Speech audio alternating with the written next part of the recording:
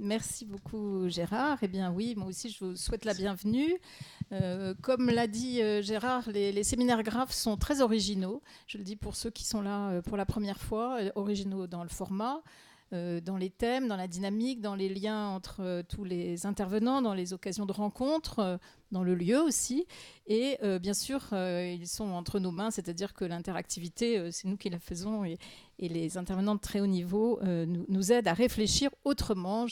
Graph, le but de Graph, c'est un peu d'ouvrir notre imaginaire, c'est d'amener des idées nouvelles que nous prenions à titre personnel dans nos pratiques personnelles pour rénover nos pratiques.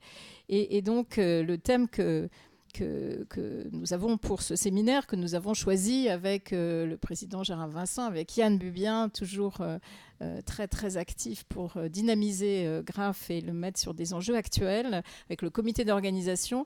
C'est un thème qui est omniprésent, je dirais omni-encombrant parfois, voire même dévorant.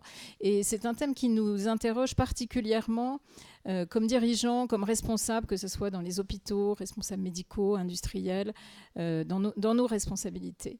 Gérard l'a rappelé, nos 3 précédents séminaires, moi j'ai le plaisir d'introduire pour la 4e fois et la dernière ce séminaire Graph Alpes. Les 3 derniers préparaient un peu celui-ci avec ce thème de la transparence, de la vérité, du changement dans la confiance. Et le programme que nous avons monté avec le comité a cherché à l'éclairer par des angles très différents. La politique, les médias, le marketing, les réseaux sociaux, la crise, le management. Mais la conférence introductive que va prononcer Geoffroy Lauveau va nous mettre d'emblée dans une perspective de hauteur, puisqu'il s'agit des enjeux plus philosophiques et historiques. Comment finalement, la communication fonde, je crois, un peu la démocratie, le vivre ensemble, le savoir-être. Vous allez nous emmener à réfléchir sur nos propres pratiques à partir d'une vision beaucoup plus large.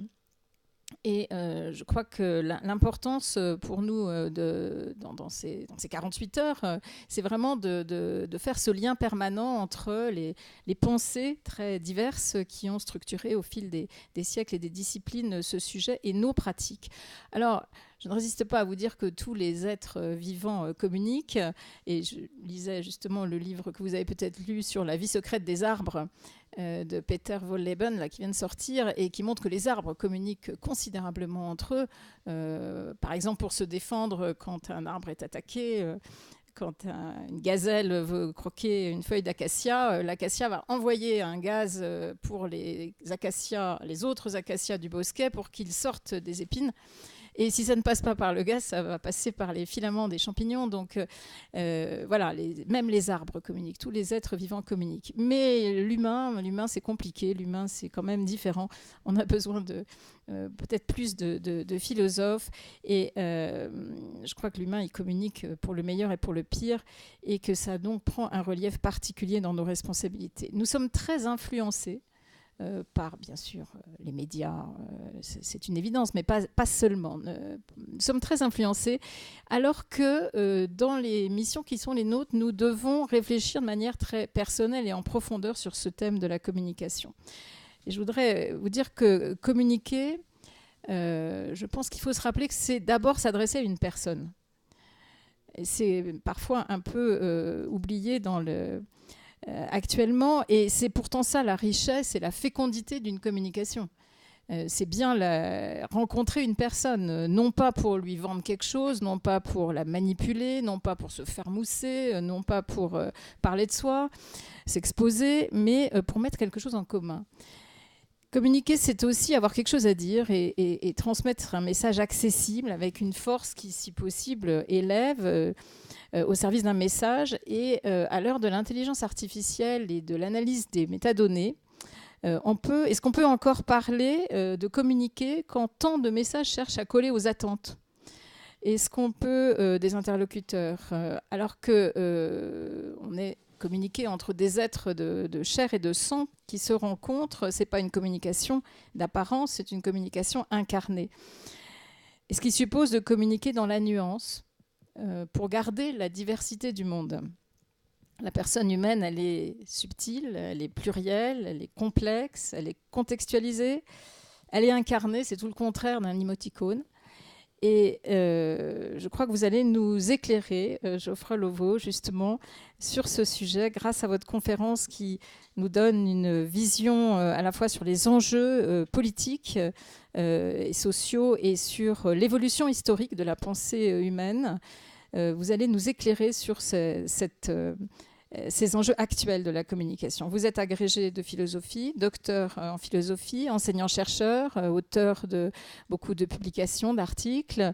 Vous êtes enseignant à la fois en classe préparatoire à Sciences Po et j'ai senti dans nos rencontres à quel point vous cherchiez à travers les différents thèmes qui vous habitent à être un philosophe incarné dans la société sur le sujet des inégalités, qui est votre sujet d'accroche principal, à quel point vous êtes dans cette dynamique qui est celle de Graphe, c'est-à-dire l'aller-retour permanent entre une pensée et une action individuelle et collective.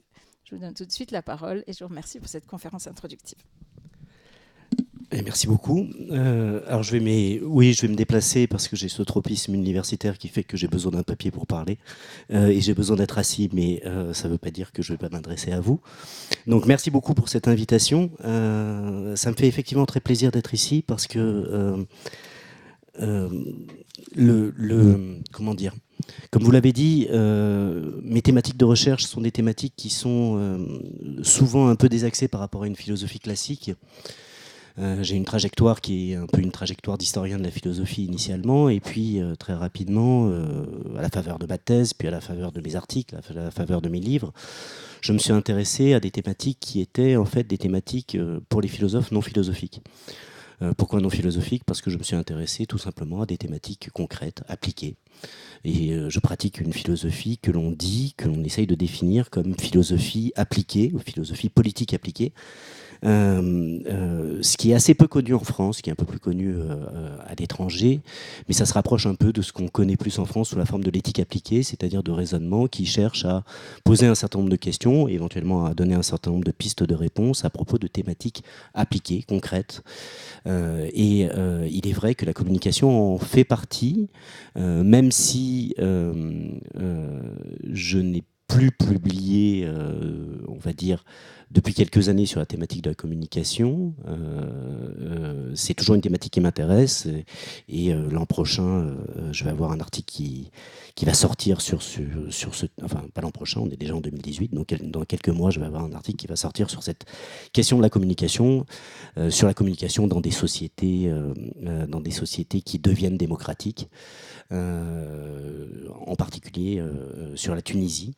Voilà, je donne ça en exemple d'introduction parce que justement, ça me semble une bonne manière de penser la communication, ça me semble une bonne manière de l'ancrer dans un terrain et de rejoindre un petit peu ce que vous avez dit, c'est-à-dire le fait que la communication est un acte politique ou que ça se situe dans un acte qui est par nature politique, et ça va être un peu mon fil directeur dans cette conférence. Alors, pour commencer dans le vif du sujet, si j'ose dire, certains d'entre vous ont peut-être suivi le lien qui était donné sur la présentation du graphe, et vous avez vu que le lien renvoyait une page de la Sorbonne qui était une page de présentation d'un de mes cours il y a 10 ans sur la thématique de la communication. Et ce cours que je donnais il y a 10 ans était intitulé sobrement « Philosophie de la communication ». Bon. Depuis, évidemment, j'ai un peu vieilli, donc je ne l'aurais pas intitulé comme ça. J'aurais peut-être été un peu plus modeste dans l'approche, mais disons que l'esprit de ce cours, c'était peut-être de partir d'une considération que vous avez rappelée au tout début de votre propos, de dire qu'on traite beaucoup de la communication en termes techniques, on traite beaucoup de la communication comme finalement des réseaux, des médias, des supports de communication. On traite beaucoup de la communication donc de façon strictement scientifique et technique, mais on ne réfléchit pas beaucoup sur le sens fondamental de la communication. On ne réfléchit pas beaucoup sur justement ce qui a pu conduire un certain nombre de sociétés à développer la communication de façon technique. On ne réfléchit pas beaucoup sur la raison d'être de la communication. Et donc, c'était un petit peu ça mon approche. C'était donner à des étudiants en philo, un peu de sens derrière la communication comme acte technique. Donc c'est ce que je vais faire, ou c'est ce que je vais essayer de faire avec vous aujourd'hui. Donc opposer une approche de la communication comme approche technique, celle qu'on enseigne par exemple dans les BTS communication, dans les formations communication, un peu aussi dans les écoles de communication. Donc opposer cette approche technique, hein, donc comment on fait passer un message à travers un réseau et comment on atteint des cibles d'une certaine manière. Opposer à cette approche technique une approche peut-être un peu plus fondamentale, un peu plus philosophique. Hein, c'est le rôle du philosophe que d'essayer de poser des questions fondamentales. Et pour poser cette question fondamentale, ce que je vous propose, c'est de partir d'une idée, c'est que la communication est un processus social. Pourquoi c'est un processus social? Parce que toute communication est ancrée dans une société, toute communication est un partage, un échange d'un message qui dépend non seulement du vecteur de sa transmission, du canal de sa transmission, mais qui dépend aussi en grande partie des interlocuteurs, du contexte culturel, du contexte politique. Et donc, l'idée de proposer une approche sociale de la communication, une approche politique de la communication, c'est de s'intéresser aux raisons pour lesquelles les gens communiquent, aux idées qu'ils communiquent et à ce que le contexte social modifie de la transmission du message. Alors, pour tenter de faire ça, je vais essayer de partir d'une définition simple et d'une distinction simple qui est à la fois philosophique et historique de la communication. Pour le dire simplement, la communication, hein, je l'ai dit il y a un instant, c'est la transmission d'un message dans un contexte social.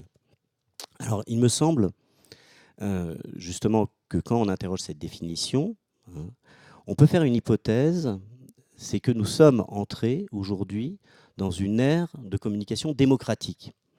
Et que pour comprendre cette hypothèse, ou cette thèse que je vais essayer de défendre, hein, je vais essayer de montrer qu'il y a un schéma qui est assez pertinent, qui est un schéma historique, qui consiste à opposer les sociétés prémodernes aux sociétés modernes.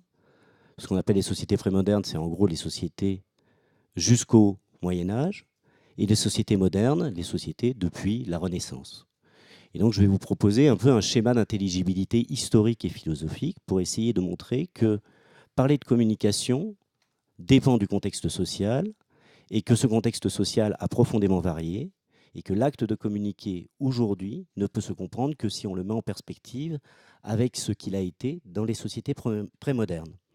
Alors pour attaquer d'une certaine manière le premier point, hein, ma première hypothèse, c'est que les sociétés prémodernes sont des sociétés dans lesquelles communiquer signifiait transmettre une vérité, transmettre d'une certaine manière une idée commune. Les sociétés prémodernes, pour les sociétés prémodernes, la communication, c'était l'exposition d'une vérité préétablie, d'une vérité transcendante. Alors pourquoi est-ce que je fais cette hypothèse? Tout simplement parce que si on s'appuie un tout petit peu sur la façon dont les textes philosophiques ont défini la communication, on s'en aperçoit immédiatement. Je vais prendre un exemple qui est l'exemple justement de Platon. Vous connaissez tous, vous avez tous entendu parler de Platon, vous avez tous entendu parler du modèle platonicien de la vérité. Or, lorsque Platon écrit justement La République, Platon explique que dans une cité grecque, le rôle du philosophe, le rôle du savant, c'est de transmettre une vérité à un peuple et de guider ce peuple au moyen de cette vérité. C'est le fameux modèle du philosophe roi. Bon. Alors ce que ça nous apprend de la communication, c'est que justement, c'est un discours qui doit réunir une société en lui transmettant des valeurs parce que la plupart des membres de cette société, la plupart d'une certaine manière des citoyens ou même des non-citoyens n'ont pas accès à la vérité première, à la vérité philosophique, à la vérité de l'intelligible. Chez Platon, donc, communiquer, ça signifie rendre commun, ça signifie réunir une société, mais non pas parce que les individus construiraient ensemble une vérité, non pas parce que les individus seraient tous capables d'accéder à la vérité par eux-mêmes, mais parce que un savant, un philosophe, est capable par son discours de réunir l'ensemble des membres de cette société, de leur donner du sens, de les rendre communs. Bon. Alors cette théorie platonicienne, elle peut sembler très métaphysique, elle peut sembler très abstraite, mais en fait, elle est très concrète. Pourquoi ? Parce que Platon explique que pour rendre commun, pour réunir l'ensemble des participants de la société ou des membres de la société, on peut même aller jusqu'à mentir, on peut même aller jusqu'à déguiser la vérité pour faire atteindre l'objectif de rendre commun. C'est une théorie chez Platon qu'on appelle la théorie du noble mensonge. Cette théorie du noble mensonge, du pieux mensonge, je vais vous en donner une illustration contemporaine. C'est exactement l'argument qui a été évoqué dans le cadre de la communication de la guerre en Irak. Dans cet événement, vous le savez, les Anglais, les Américains ont choisi d'employer un argument qui était de dire il y a des armes de destruction massive en Irak, et ces armes de destruction massive sont la raison pour laquelle nous devons intervenir, nous devons aller, tout simplement, dans ce pays, pour libérer le peuple irakien et pour libérer le monde de cette menace. Bon. Alors quel est le lien entre Platon, le mensonge et les armes de destruction massive? En fait, le lien est assez précis. Il a été étudié par un certain nombre de mes collègues en philosophie.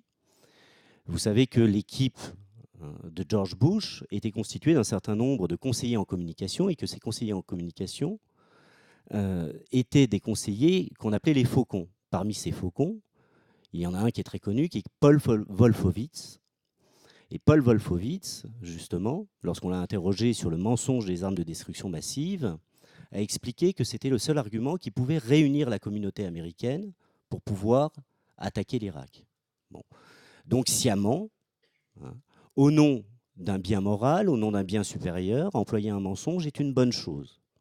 Alors ce qui est intéressant d'un point de vue philosophique, et c'est là que ça éclaire la théorie de la communication ou le sens de la communication dans les sociétés antiques, ce qui est intéressant, c'est que Paul Wolfowitz a été formé à l'université de Chicago par un prof qui s'appelle Alan Bloom, et Alan Bloom est le traducteur de Platon.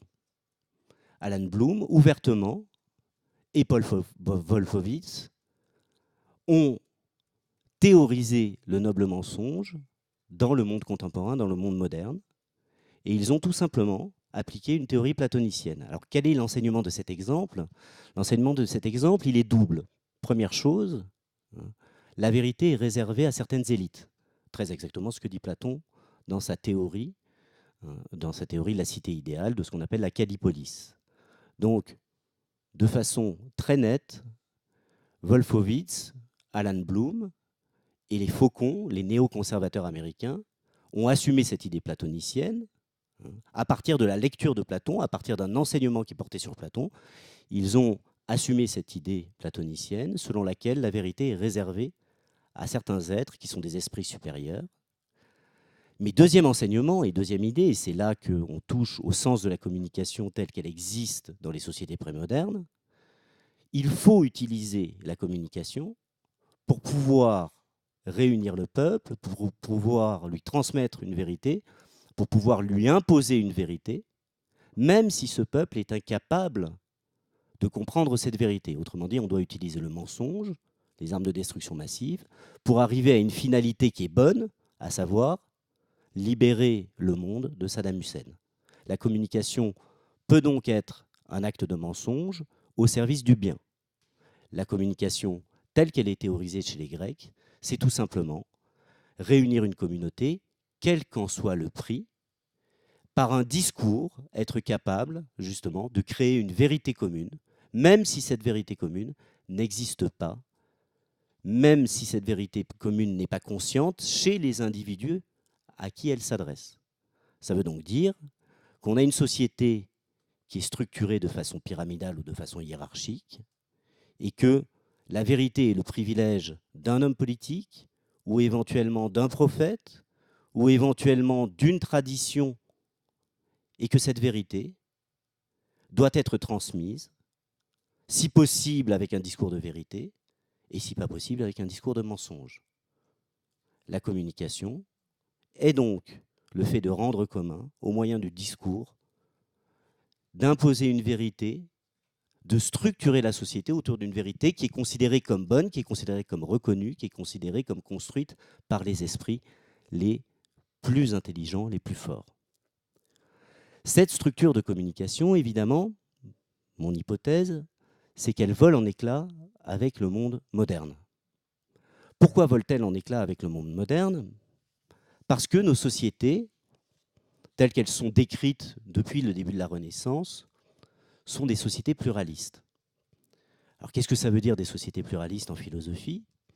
Ça veut simplement dire que nos sociétés reconnaissent qu'il peut y avoir plusieurs convictions du bien, qu'il peut y avoir plusieurs vérités morales, qu'il peut y avoir plusieurs vérités culturelles, c'est-à-dire nos sociétés ont renoncé à l'idée d'une vérité unique, à l'idée platonicienne de l'intelligible, à l'idée d'un horizon moral commun.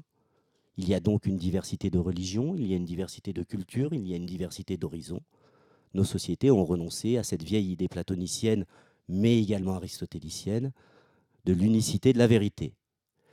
Donc si nos sociétés modernes sont caractérisées par un pluralisme moral, par un pluralisme culturel, ça change fondamentalement le sens de la communication. On ne peut plus définir dans nos sociétés la communication comme l'imposition d'une vérité commune, comme la déduction d'une vérité commune, comme la construction d'un discours qui serait lui-même inspiré par une croyance, par une vérité transcendante, comme on dit en philosophie. Alors du coup, qu'est-ce qu'on en déduit pour la communication? À mon sens, on peut en déduire au moins deux choses. La première chose, c'est que nous sommes confrontés à une forme de paradoxe de la communication dans des sociétés modernes. Ce paradoxe, il repose sur le fait que, d'une part, à l'évidence, nos sociétés sont des sociétés fondées sur la science, fondées sur une compréhension scientifique de la vérité. Ce n'est pas à des médecins que je vais l'apprendre, ce n'est pas avec des directeurs d'hôpitaux que je vais l'apprendre. Vous savez évidemment que, aujourd'hui, dans notre monde, mais depuis quelques siècles déjà, c'est la science qui a le privilège ou le monopole de la vérité, et d'une certaine manière, ce sont les experts qui ont remplacé les philosophes. Donc, nous sommes dans des sociétés qui sont caractérisées, évidemment, par un sens scientifique de la vérité. Mais ce sens scientifique de la vérité, il s'arrête aux bornes de notre expérience. Ça veut dire quoi? Ça veut dire que je suis capable de mesurer la distance entre moi et le verre qui est devant moi. Je suis capable d'expliquer la composition de l'air qui m'entoure. Je suis capable de donner une explication scientifique et objective du monde qui m'entoure. Mais d'un autre côté, la connaissance scientifique et technique s'arrête sur les choses que je ne peux pas expérimenter, s'arrête dès l'instant où j'aborde des domaines moraux, s'arrête dès l'instant où j'aborde des domaines culturels. Il y a donc un paradoxe entre un monopole de la vérité scientifique et des domaines comme la morale, comme la psychologie, des domaines comme les croyances, des domaines comme les intuitions, comme l'art, qui sont des domaines qui ne sont pas caractérisés par une telle vérité scientifique et technique. Du coup, évidemment, ça pose un problème fondamental pour la communication. Pourquoi est-ce que ça pose un problème fondamental pour la communication? C'est parce que on peut faire appel à des experts pour établir un certain nombre de vérités. On peut fonder une partie de notre communication sur une expertise scientifique et technique. C'est très exactement ce qui arrive lorsque, sur les plateaux télé, lorsque, dans un certain nombre de cercles de réflexion, on fait intervenir des experts pour nous expliquer la vérité sur telle ou telle réalité objective. En revanche, lorsque l'on aborde le domaine de la culture, lorsqu'on aborde le domaine des valeurs, lorsqu'on aborde le domaine de la morale, nous sommes, comme je l'ai dit tout à l'heure, dans des sociétés pluralistes, c'est-à-dire nous sommes confrontés à toutes sortes de vérités. Du coup, la communication a là pour rôle de faire dialoguer un certain nombre de personnes, a pour rôle, justement, non plus d'imposer une vérité, mais a pour rôle d'essayer de mettre en relation des personnes qui ont des points de vue différents, qui ont des valeurs différentes, qui ont des cultures différentes. Alors pour analyser cette idée-là, pour problématiser cette idée-là, il y a un philosophe qui est particulièrement utile, qui est le philosophe Habermas. Alors peut-être que vous ne le connaissez pas, Jürgen Habermas, c'est le plus grand philosophe, ou un des plus grands philosophes vivants encore aujourd'hui. C'est un philosophe allemand. Hein. Jürgen Habermas, c'est un philosophe allemand qui a commencé à écrire dans les années 60, hein, et qui a écrit à peu près un livre tous les 2 ans. Hein. Et il a produit justement une philosophie de la communication contemporaine. Et j'aurais souhaité évoquer cette philosophie pour vous montrer en quoi elle nous permet d'approfondir le problème de la communication dans des sociétés où, notamment d'un point de vue moral, d'un point de vue culturel, il n'y a plus de vérité. Alors pour ce faire, on peut évoquer le concept central de sa philosophie, ou les 2 concepts centraux de sa philosophie de la communication. Le premier concept, ou la première notion, c'est la notion d'espace public. Hein. Et le deuxième concept, ou la deuxième notion, c'est la notion d'agir communicationnel. Alors je vais expliquer de façon un tout petit peu technique ces 2 notions, et puis ensuite je vais essayer de vous montrer de quelle manière ça nous permet de comprendre comment se structure, comment se pense la communication dans nos sociétés. Le concept d'espace public, c'est un concept qui consiste à dire que nos sociétés, démocratiques, mais pas seulement démocratiques, sont des sociétés de plus en plus ouvertes. Qu'est-ce que ça signifie que ce sont des sociétés de plus en plus ouvertes? Ça signifie 2 choses. Ça signifie que ce sont des sociétés où il y a de plus en plus de communication, de plus en plus de supports de communication, de plus en plus de réseaux de communication, et que ces réseaux ne s'arrêtent pas à nos frontières. On le voit évidemment avec Internet, mais pas seulement avec Internet. Hein. On le voit avec tous les réseaux qui se mettent en place. Donc, nous sommes dans des sociétés qui sont ouvertes, qui sont caractérisées par une information qui circule de plus en plus vite à tous les coins de la planète et qui met en relation, justement, des personnes qui ont des horizons différents, qui ont des cultures différentes. Bon. Donc, la première chose, c'est que l'espace public n'a plus de frontières au sens politique du terme, mais même au sens moral ou au sens culturel du terme. Nous sommes donc dans des sociétés qui sont caractérisées par des réseaux communicationnels qui nous obligent, qu'on le veuille ou non, à nous confronter aux différences, qui nous obligent tout simplement à nous apercevoir de ce qui nous sépare.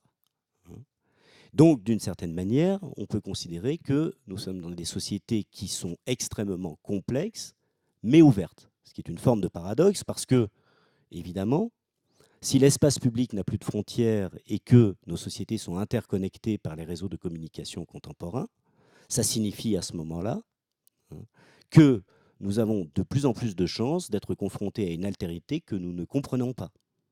Pourquoi sommes-nous confrontés à une altérité que nous ne comprenons pas? Tout simplement parce que cette altérité repose sur des cultures différentes, repose sur des valeurs morales différentes. Un bon exemple de ça, c'est la manière dont un certain nombre de groupes terroristes se sont saisis de la communication et ont réussi à faire passer des messages de communication un peu partout, une propagande, hein, qui d'ailleurs a eu une prise notable, une prise forte sur certains de nos concitoyens.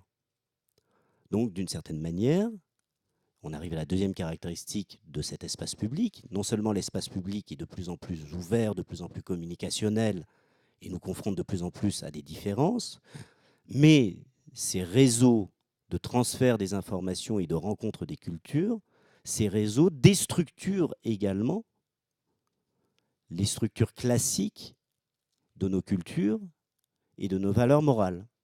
Qu'est-ce que ça signifie? Ça signifie que, à l'intérieur de chacun des pays, se découpent des nouvelles frontières culturelles, des nouveaux réseaux de communication, des nouveaux réseaux d'affinité. Tout simplement, on le voit par le petit bout de la lorgnette, d'une certaine manière, lorsque l'on constate que les cercles de sociabilité des individus ne sont plus nécessairement conçus à partir de cercles de proximité. Je ne discute pas forcément avec la personne qui m'entoure ou qui est à côté de moi, mais je discute sur les réseaux sociaux avec une personne qui me ressemble, qui a les mêmes valeurs que moi. Et les réseaux de sociabilité, les réseaux de compréhension deviennent des réseaux qui ne sont plus des réseaux de proximité, qui ne sont plus directement liés à des cultures, qui ne sont plus directement liés tout simplement à un patrimoine, à une histoire et à une éducation que je partage avec mes voisins ou avec mes concitoyens. Donc, l'espace public change fondamentalement de sens. Là où dans la cité grecque, la communication reposait sur une culture monolithique, là où dans la cité grecque, la communication reposait sur une hiérarchie sociale, là où la communication dans la cité grecque et même au-delà de la cité grecque jusqu'au début de l'époque moderne, on pouvait faire société, c'est-à-dire ancrer un discours sur une culture, sur une langue et sur un espace politique. Aujourd'hui, notre espace public est un espace qui est divers et qui ne répond plus aux mêmes structures. Ça signifie donc que nous ne pouvons plus, aujourd'hui, donner non seulement ce sens de mise en commun de la communication, mais que la communication est un vecteur de déstructuration, voire de destruction du lien social traditionnel, du lien social classique, au profit de la reconstruction d'un certain nombre de sociabilités. Mais évidemment, si je dis au profit de la reconstruction d'un certain nombre de sociabilités, ça veut dire que la communication nous confronte à la conflictualité. Elle nous confronte forcément à la conflictualité, puisque si je construis mon réseau de sociabilité à partir d'outils de communication qui me mettent en relation avec des personnes qui sont potentiellement distantes, avec des personnes qui sont potentiellement différentes, ça veut dire à ce moment-là que je comprends de moins en moins bien, éventuellement ceux qui m'entourent, ceux qui sont censés faire société avec moi. Je ne sais pas si vous avez vu ces statistiques récentes qui montrent l'impact des fake news ou qui montrent justement la façon dont un certain nombre de jeunes, particulièrement de jeunes, construisent leur rapport à l'information, s'informent du monde par Facebook et par les réseaux sociaux. Vous avez des études de sociologie qui montrent, par exemple, qu'aux États-Unis, dans les 15-25 ans, plus de 65% des jeunes s'informent uniquement à travers Facebook.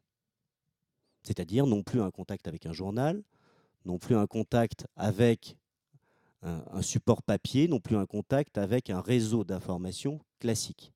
Bon. C'est une illustration de ce que je dis, c'est-à-dire que, comme vous le savez, les algorithmes de Facebook ne font que générer les informations que vous recherchez.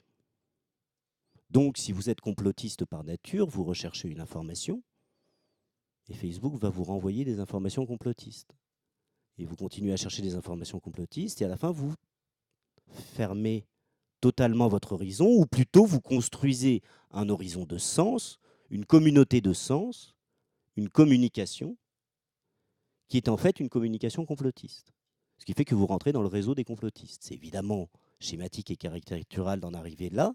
Ça n'est pas le cas des 60% de jeunes dont je parlais, ou des plus de 65% de jeunes dont je parlais, mais ça signifie que vous avez un morcellement des espaces de communication qui non seulement n'est plus en rapport avec un espace public classique, plus en rapport avec une tradition et une culture, hein, mais devient un espace morcelé et conflictuel et potentiellement violemment conflictuel. Dans la société française, vous avez une autre statistique qui montre en quoi la communication devient violemment conflictuelle. Vous avez 25% des jeunes de lycée qui se posent la question de savoir si la théorie de l'évolution n'est pas une simple hypothèse farfelue et complotiste. Un jeune sur 4 se pose la question. Bon. Évidemment, c'est quelque chose qui nous semble totalement inimaginable, en tout cas pour des gens qui ont à peu près mon âge ou un peu plus, ne seraient pas forcément venus à l'idée de remettre en question la théorie de l'évolution, de remettre en question Darwin. Bon. Alors sans dire que c'est forcément l'effet des fake news, l'effet des théories complotistes, on voit bien en quoi, en tout cas, les nouvelles pratiques de la communication sont des pratiques qui sont socialement destructrices, au sens d'une vérité qui pourrait être partagée et dont on pouvait penser dans des sociétés aussi scientifiques et rationalistes que les nôtres, qu'elle ne serait jamais remise en question. Donc ça signifie à ce moment-là que même le fond rationnel et scientifique qui peut nous réunir et nous rendre communs est potentiellement détruit par de nouveaux réseaux de communication. Donc vous voyez, mon idée, ou plutôt l'idée d'Habermas que je reprends à mon compte ici, c'est que la communication dans l'espace public ou dans un espace public qui est profondément transformé, la communication est devenue une communication qui ne se fonde plus sur des structures de sociabilité traditionnelles et qui devient potentiellement extrêmement conflictuelle. La deuxième idée d'Habermas, puisque j'avais annoncé deux idées, j'avais annoncé l'idée d'espace public et puis j'avais annoncé l'idée d'agir communicationnel. La deuxième idée d'Habermas est peut-être plus positive, ou on peut en faire un traitement un peu plus positif. Ce que Habermas appelle l'agir communicationnel, c'est le fait qu'il y a une vertu à une communication qui se passe ou qui se déroule dans des espaces publics de plus en plus ouverts, c'est que ça oblige tout simplement à s'ouvrir au monde. Ça oblige à s'ouvrir aux autres. Ça signifie quoi? Ça veut dire que quand je communique, quand je parle, quand j'échange sur des réseaux sociaux avec des gens qui m'entourent, ou éventuellement quand je reçois de l'information qui vient de l'autre bout de la Terre, je suis obligé, même si je suis relativement enfermé dans certains cercles de communication, je suis obligé de me confronter à une altérité. Ça veut dire que la communication peut être définie comme un acte et qui, comme tout acte, m'oblige à faire quelque chose. Concrètement, ça veut dire quoi? Ça veut dire que toutes les formes de communication, que ce soit des communications numériques, digitales, ou des communications physiques, c'est-à-dire par exemple quand quelqu'un manifeste, quand quelqu'un revendique, il communique, toutes les formes de communication m'obligent à dire quelque chose à quelqu'un. Alors qu'est-ce que ça veut dire? Ça veut dire qu'à ce moment-là, je suis obligé d'utiliser des gestes, je suis obligé d'utiliser des mots, je suis obligé d'utiliser un vecteur pour transmettre un message à quelqu'un qui est extérieur à moi. Si notre monde est de plus en plus caractérisé par de la communication, ça signifie à ce moment-là que les personnes sont de plus en plus obligées de formuler ce qu'ils pensent, de formuler et de sortir d'eux-mêmes.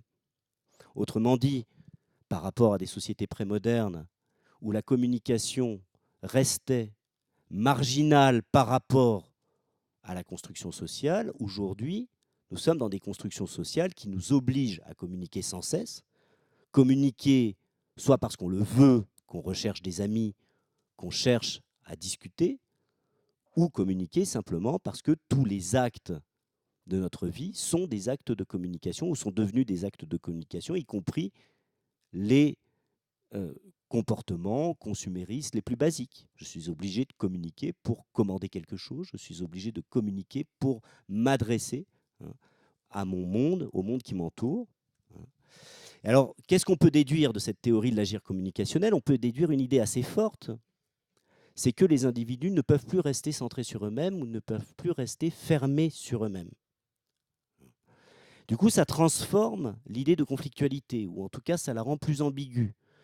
À la fin de ma présentation de l'idée de l'espace public, j'étais arrivé à cette idée que dans un espace public, il y avait potentiellement un morcellement, une conflictualité, une incompréhension. En revanche, en traitant l'idée d'agir communicationnel, ça veut dire que il y a forcément quelque part, même dans un cas de conflictualité, il y a forcément la prise en compte de la vie de l'autre. Sans forcément que je le comprenne, mais en tout cas, j'ai conscience que l'autre existe. Nous avons, les jeunes d'aujourd'hui, ont un degré de conscience de ce qui se passe à l'autre bout du monde qui est incomparable avec celui qu'on pouvait avoir à leur âge. J'ai fait mes études à un moment où je n'avais pas de téléphone portable, où Internet n'existait pas, évidemment. Donc j'ai fait mes études à un moment où mon support principal de communication, c'était éventuellement le journal télévisé et le journal. Ça a basculé globalement aux alentours des années 2000. Je me souviens très précisément, le développement d'Internet a correspondu à peu près, dans l'équipement des ménages classiques, au 11 septembre 2001. Ce n'est pas pour rien, évidemment, que je parle de cet événement, parce que cet événement est devenu un événement mondial du point de vue de la communication. Il est devenu un événement mondial parce qu'il a forcé tous les individus à s'apercevoir de ce qui se passait, non seulement aux États-Unis, mais de ce qui se passait au Proche-Orient, au Moyen-Orient, de ce qui se passait dans un contexte politique et culturel international. Cette expérience-là, c'est une expérience de confrontation violente à une information qui modifie mon univers culturel, où que je sois et qui que je sois. Autrement dit, c'est une expérience qui m'empêche de m'enfermer, qui m'oblige à concevoir quelque chose qui me vient de l'extérieur. Du coup, l'agir communicationnel, c'est-à-dire à la fois le fait de parler, le fait de s'ouvrir au monde, le fait de recevoir des informations du monde extérieur, c'est à la fois un vecteur de conflictualité, mais c'est aussi un vecteur d'intercompréhension. Même si cette compréhension n'est pas égalitaire, même si cette compréhension est biaisée, même si cette compréhension est fausse. On peut déplorer, évidemment, cette chose-là. C'est-à-dire on peut souhaiter que les médias soient libres, que les fake news disparaissent, que la communication soit transparente. Mais de fait, dans un monde pluraliste, dans un monde pluriel, ça n'existe pas. Tout le monde parle différemment, tout le monde parle avec des informations qui peuvent être potentiellement erronées. On peut déplorer, évidemment, que les individus, et notamment les jeunes, soient incapables de discriminer, de trier un site fiable d'un site non fiable, une fausse information d'une bonne information. Mais on ne peut pas nier au moins une chose, c'est qu'ils sont sans arrêt confrontés, que nous sommes sans arrêt confrontés à des informations différentes. Donc l'agir communicationnel agit comme une ouverture qui compense partiellement le morcellement de l'espace public. Alors du coup, quelle est la conséquence, et ça sera presque ma conclusion, quelle est la conséquence de cette transformation de l'univers de la communication? On est passé d'une communication, je le répète, qui est une communication plutôt verticale, d'une vérité transcendante préétablie portée par des religions, des traditions, des hommes politiques, qui est imposée à des individus qui sont culturellement homogènes, qui sont socialement inscrits dans des frontières politiques, communication des sociétés prémodernes, communication de sociétés qui ne sont pas encore ouvertes, à un univers où la communication est devenue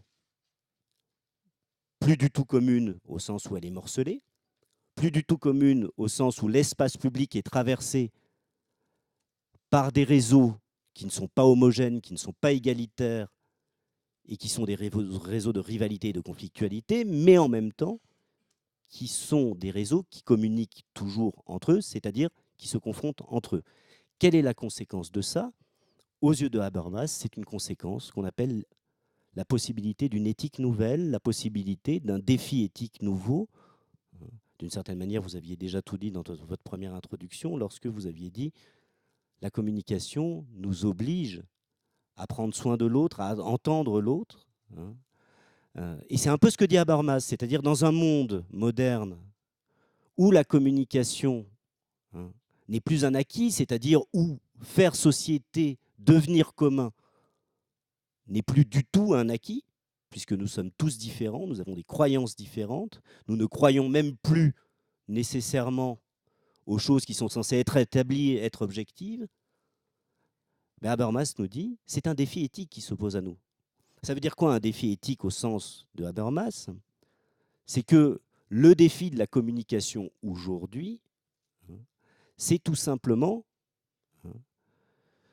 de se demander jusqu'à quel point cette conflictualité n'est pas la source d'un enrichissement. C'est-à-dire de se dire que les différences qui s'expriment lorsque l'on communique sont des facteurs d'enrichissement et qu'il faut trouver les moyens de capitaliser sur cet enrichissement. C'est pour ça que je parle d'un défi, parce que personne n'a la réponse à cette question, ou personne n'a totalement la réponse à cette question. Ça veut dire quoi? Ça veut dire que nous constatons, évidemment, que les réseaux sont de plus en plus connectés. Nous constatons tous les dangers de ces connexions des réseaux, mais nous constatons également l'opportunité d'enrichissement qui existe par cette communication multiple et différenciée. Aux yeux d'Habermas, la solution ne doit certainement pas se situer du côté d'une régulation de la communication. On entend beaucoup ce type d'hypothèse, c'est-à-dire des hypothèses qui voudraient qu'on traque les fake news. On a eu, de la part de notre gouvernement, ce type d'hypothèse, c'est-à-dire trouver une loi pour empêcher la diffusion des fake news. Bon. Trouver des lois ou des dispositifs juridiques pour pénaliser. Bon. Oui, pourquoi pas. Mais en fait, avec les vecteurs et les réseaux actuels de la communication, c'est à peu près sûr que ça va être un échec. C'est-à-dire que c'est à peu près sûr que le fait de traquer les personnes qui diffusent les mauvaises informations sera vain. Du coup, évidemment, le problème n'est peut-être pas celui de la régulation, mais peut-être est celui à la fois de l'éducation, mais ça on en a déjà parlé depuis longtemps. Se mettent en place aujourd'hui dans la plupart des systèmes d'éducation nationale que l'on connaît dans les sociétés développées, des cours qui ont pour vocation d'apprendre aux têtes blondes à distinguer une fausse information d'une bonne information. Alors évidemment, ça peut aider à recréer du commun. Il serait mieux que moins de jeunes aujourd'hui pensent que la théorie de l'évolution est une pure fantaisie d'un scientifique farfelu auquel, par complot, la plupart des gouvernements se sont ralliés. Ça serait mieux. Mais on ne pourra pas empêcher ce genre de choses. L'idée d'Habermas, au contraire, c'est l'idée qu'il faut multiplier les espaces de délibération. Il faut au contraire faire en sorte de favoriser au maximum la communication. Pourquoi favoriser au maximum la communication? C'est un peu l'idée que de l'anarchie va naître une forme d'ordre, ou en tout cas que de la généralisation de la délibération va naître une forme, sinon d'autorégulation, en tout cas de prise de conscience. L'idée d'Habermas, elle est assez simple, c'est que plus l'espace public est ouvert, plus l'espace public se construit aux différents niveaux, c'est-à-dire aussi bien au niveau des médias qu'au niveau de tous les espaces de discussion, un peu comme chez les Grecs, il y avait l'agora, il y avait le forum, il y avait des lieux dans lesquels on discutait, dans lesquels on échangeait, il y avait des tribunaux citoyens, il y avait des lieux dans lesquels on confrontait les différents points de vue. L'idée d'Habermas, c'est que notre société va vers cette multiplication des espaces de communication, va vers, justement, cette possibilité d'une confrontation infinie des différents points de vue. Donc parler d'une exigence éthique ou d'un défi éthique de la communication, aux yeux d'Habermas, et je trouve cette pensée assez convaincante, et ça sera mon mot de conclusion, c'est dire que par nature, c'est-à-dire dans notre contexte à la fois technique et politique, par nature, nos sociétés se globalisent et nos sociétés sont de plus en plus interconnectées. Donc d'une certaine manière, par nature, nos sociétés donnent de plus en plus la parole à tout le monde. Pourquoi empêcher cela? Autant le favoriser. Il y a donc une exigence éthique d'une communication qui devient de plus en plus démocratique. D'où mon hypothèse initiale. Donc le défi éthique que soulève Habermas et qui est en train justement de se réaliser, c'est l'idée que par une diffusion de plus en plus libre de l'information, se créera les conditions d'un esprit critique. Alors évidemment, c'est une position philosophique, donc c'est une position idéale. Je vous remercie.